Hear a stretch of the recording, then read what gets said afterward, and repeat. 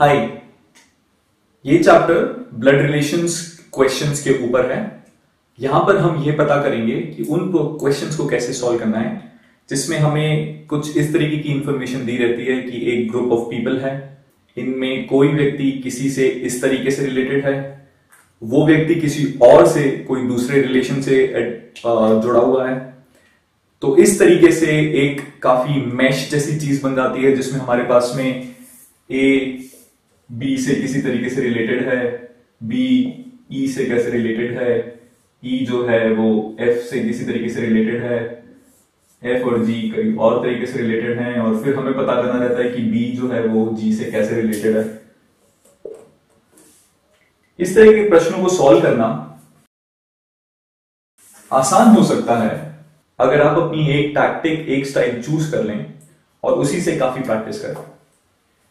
मेरे हिसाब से 3 स्टाइल्स बनती हैं जिससे आप ये क्वेश्चन सॉल्व कर सकते हैं। एक तो होता है कि आप अपने माइंड को यूज करें। इसका मतलब है कि आप अपने दिमाग में उस दिए हुए प्रश्न को सॉल्व करने की कोशिश करें। आप अपने दिमाग में ऐसे जो भी कंडीशंस आपको दी हुई हैं उन्हें वहीं पे पिक्चराइज करें। आपको अगर कहा जाता है ए जो है वो बी का फादर है, तो अपने दिमाग में पिक्चराइज करिए कि ए बी का फादर है, बी सी का दोस्त है या सी की दोस्त है। तो फिर आप उस तरीके से विजुलाइज करिए।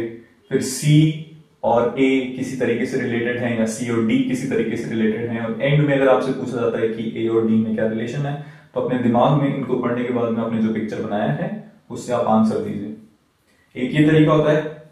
कुछ लोग ऐसे पसंद करते हैं इस तरीके से करना।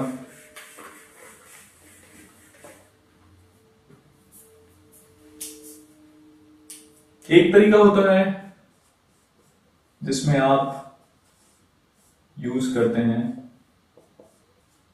खुद को। इस टैक्टिक में और इस टैक्टिक में इतना ही फर्क है कि आप अपने दिमाग में इस टैक्टिक में खुद को पिक्चराइज करते हैं। मतलब आपने ये सोच लिया है कि इन सारी दी हुई कंडीशंस में से एक व्यक्ति मैं हूं और जितने भी रिलेशंस हैं वो सब मुझसे रिलेटेड हैं। तो आपने अपने आसपास के रिलेशंस को उस क्वेश्चन में डाल दिया है। अब एंड में आपको सिर्फ इतना सोचना है कि मेरा कोई भाई या मेरा कोई ब्रदर या फिर कोई सिस्टर या आंट कैसे मेरे किसी दूसरे भाई, ब्रदर या आंट से रिलेटेड है। और तीसरा तरीका होता है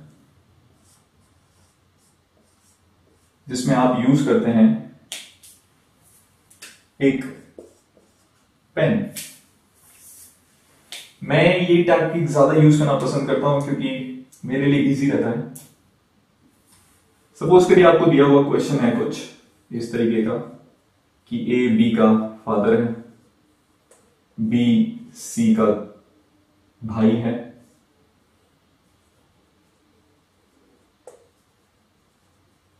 सी डी से सी डी का लेट्स से फादर है। अब आपसे पूछा जा रहा है कि ए डी से कैसे रिलेटेड है। तो अगर इस तरीके से देखेंगे तो ये एक वैसा ही तरीका है जिसमें आपने कुछ नहीं किया है, बस प्रश्न को एक अलग तरीके से लिख दिया है। इससे ज्यादा हेल्प नहीं मिलती है। हेल्प कब मिलती है? जब एक्चुअली आप इसे ग्राफिकली एक डायग्राम के हिसाब से या एक ग्राफ के हिसाब से रिप्रेजेंट करते हैं। सपोज करिए हमारा प्रश्न है A is B's wife, B is C's mother,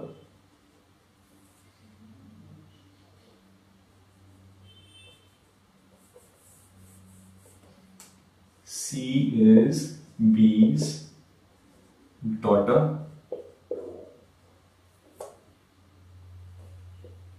D is A's brother। अब अब इसे हमें रिप्रेजेंट करना है। तो देखिए, ये मेरी स्टाइल है, आप अपनी खुद की स्टाइल बना सकते हैं। जब मुझे मैरिज दिखानी होती है दो लोगों के बीच में, तो मैं एरो का यूज करता हूं, डबल हेडेड एरो। और जब मुझे भाई या बहन का रिलेशन दिखाना होता है तो मैं प्लस का साइन यूज करता हूं। अगर ये डायरेक्ट रिलेशन नहीं है, यहां पे कजिन्स है, कजिन रिलेशन है, तो मैं प्लस के ऊपर एक सर्कल का साइन लगा देता हूं। ये सिर्फ मेरे लिए समझने के लिए है, आप अपनी खुद की साइन बना सकते हैं, उसमें कोई प्रॉब्लम नहीं आएगी आपको। सिर्फ उसे क्लियर रखिए अपने दिमाग में कि उस साइन का मतलब क्या है। देखिए, ए इज बीज वाइफ, देखते हैं ए और बी हस्बैंड वाइफ है, बी जो है वो ए की वाइफ है, तो ये क्लियर हो जाता है, ए मेल हो गया यहां पे, बी फीमेल हो गया। सी बी की डॉटर है, यानी कि एक डाउनवर्ड एरो से मैं रिप्रेजेंट करता हूं बेटा या बेटी। सी बी की डॉटर है, तो सी जो है वो एक फीमेल है, ठीक है। डी है ए का ब्रदर, ओके, तो डी भी मेल है। अब अगर मुझसे पूछा जाए कि डी जो है वो सी से कैसे रिलेटेड है, तो मैं काफी आसानी से आंसर दे सकता हूं कि वो पैटर्नल अंकल है, यानी कि चाचा है। एक सैंपल क्वेश्चन देखते हैं, आपको काफी आसान हो जाएगा कैसे इन टैक्टिक्स को लगाना है।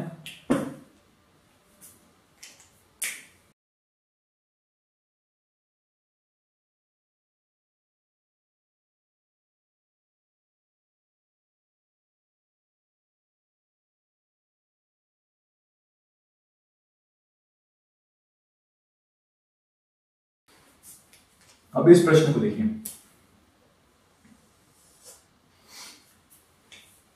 यहां पर अगर मैं एज्यूम कर दूं, इन दोनों टैक्टिक्स में से हम एक यूज करते हैं, दोनों एक जैसी हैं, ये वाली यूज करते हैं। अगर मैं ये एज्यूम कर लूं कि मैं बी की जगह हूं, तो मेरे लिए पहले सेंटेंस का मतलब है ए मेरा फादर है, ठीक है, ए मेरा फादर है। दूसरी जगह जो मुझे दिख रहा है जहां बी यूज हो रहा है वो है डी एंड बी, तो बी में देखते हैं, इसमें डी और बी ब्रदर्स हैं, भाई हैं, तो डी मेरा भाई हो गया, मैं बी हूं, ए मेरा फादर है, डी मेरा भाई है, ठीक है। मेंटल पिक्चर काफी क्लियर है। ई और डी कजिन्स हैं, अब जो डी का कजिन होगा वो मेरा भी कजिन होगा, तो बी और ई यानी कि मैं डी से डी मेरा भाई है, ए मेरे पिता हैं, और ई जो है वो मेरा कजिन है। सी ई की मां है, अब मेरे कजिन की मां यानी कि या तो वो मेरी बुआ हुई या मेरी चाची हुई या मेरी मौसी हुई, यानी कि इंग्लिश में अगर बोले तो वो मेरी आंट हुई, और या तो वो पैटर्नल आंट है या वो मैटरनल आंट है। अब इस तरीके से अगर मुझसे पूछा जाए कि ए ई से कैसे रिलेटेड है, तो ए मेरे फादर है, ई मेरा कजिन है, तो मेरे फादर मेरे कजिन से या तो उसके वो चाचा हैं या उसके मामा हैं, इस तरीके से रिलेटेड है।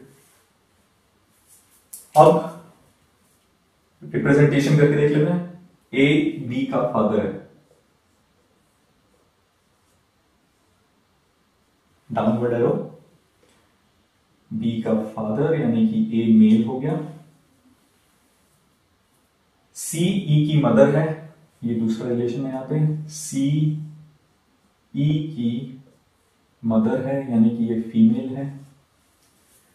ई और डी कजिन्स हैं, अब ई और डी कजिन्स हैं तो प्लस साइन, उसके ऊपर सर्कल, इस तरीके से ई और डी कजिन्स हो गए। डी और बी ब्रदर्स हैं, तो इसको इधर रिप्रेजेंट कर देते हैं, डी यहां बीच में, बी और डी के बीच में रिलेशन है कि वो दोनों भाई हैं, तो ये बन गया हमारा पूरा ग्राफिकल रिप्रेजेंटेशन क्वेश्चन का। अब सीधा सीधा प्रश्न है, ए ई से कैसे रिलेटेड है, ये रहा ई ये रहा ए। आप खुद देख के बता सकते हैं कि ए ई का अंकल है, या तो पैटर्नल है या मैटरनल है, यानी कि पाप चाचा है या मामा है। क्लियर नहीं है लेकिन अंकल है, इतना पता चल जाता है। तो इस तरीके से आपको ब्लड रिलेशंस के क्वेश्चंस सॉल्व करने हैं। प्रैक्टिस शीट पे बहुत प्रैक्टिस कीजिए। Best of luck.